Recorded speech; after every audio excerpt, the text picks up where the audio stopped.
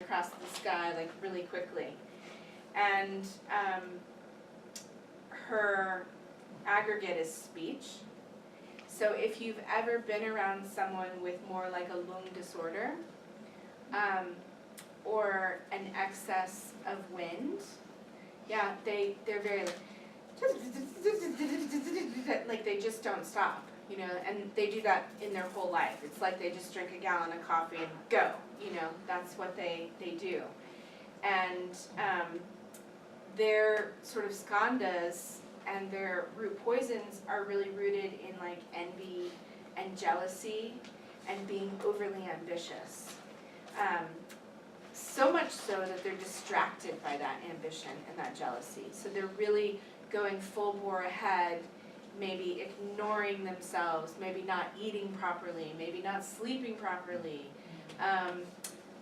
you know, maybe going around collecting multiple teachers and sadhanas and practices and mantras, and you're going to do it all, and then they're going to go to hot yoga, and then they're going to go on a 5-mile bike ride, and I am not kidding, I see these people in my office. Yeah, we're living in Boulder here. They have their raw green drink smoothie in the morning, and then they like bike 5 miles to work, and then they work a 10-hour day, and then they bike home, but not before they don't stop off at their hot yoga class, you know, and then they just don't know why they're so tired. I'm like, I take really great care of myself, and I'm like, okay, all right. So the environment that they live in is like, you know, that winter time in Boulder where it's like really windy and we get those like 120-mile-an-hour winds, and you just feel kind of like that kind of irritation by the wind. That's that energy, that's the environment, and that's the energy behind this northern dakini, this northern wind blowing dakini being like, do it now, do it, do it, do it, do it, do it, you're late, you know? And so you can work with this sa energy, and I think it's really interesting that this wind and air as the main element is actually symbolized with a seed syllable that represents earth. Tibetans are so clever. They really are.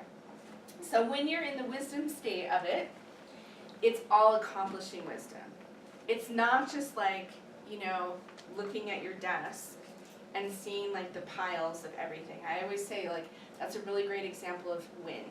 Just look at my desk at home where we see, I have a lot of karma in me as well, where I have literally 5 manuscript books in action currently, and I have, you know, all my teachings that I do at the university, and then I have all my patient files, and then I have all the bills for the family, and I have everything, and it looks like a giant mess, but I know exactly where it all is. Thank God for Vajra. But if it goes beyond that, it's like if it goes beyond and then I start to lose things, then that's when I'm really getting too much into the air, and I need to really ground that out a little bit. So the sense perception is actually touch. And in the medical tantras, it talks about how for the wind-natured person, the superior treatment is massage. And that's because it gives this sense perception of touch. And it's also because you're putting warm oil on and you're smoothing them and you're calming down that windy nature. It's symbolized by the sword itself and a half circle, a green half circle.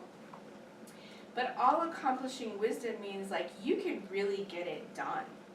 And my favorite sort of example of this is green Tara. So green Tara is super excellent at getting it done.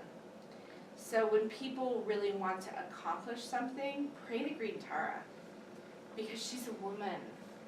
And mothers know what to get done. We know how to have the list of all the things that we need to do in our heads.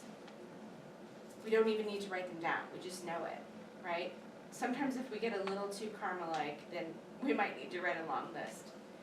But Green Tara is about accomplishing things, completing tasks. So she's an excellent deity to work with if you're trying to embark on a new project, you're trying to start someone, and that's who I brought with me today to the teachings.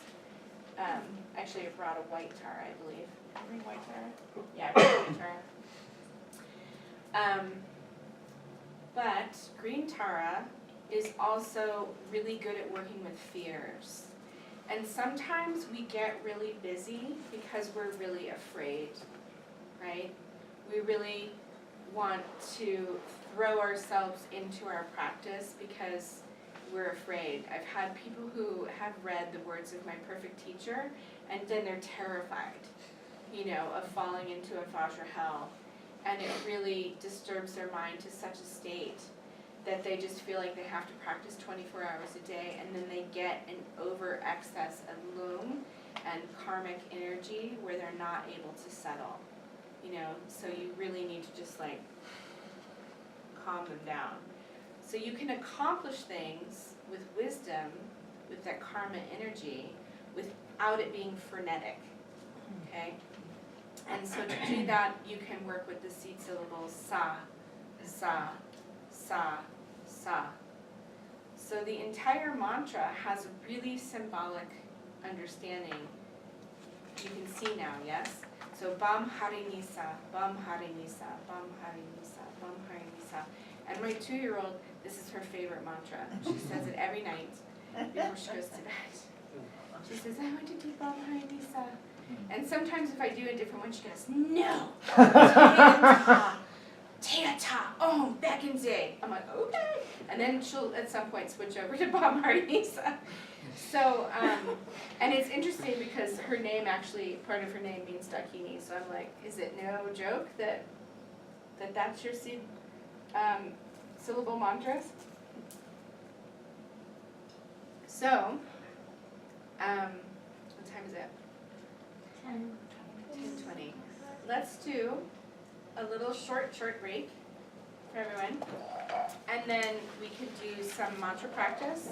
And then we can imagine sitting with the Dakini energy, okay? Because it is Dakini Day. Okay?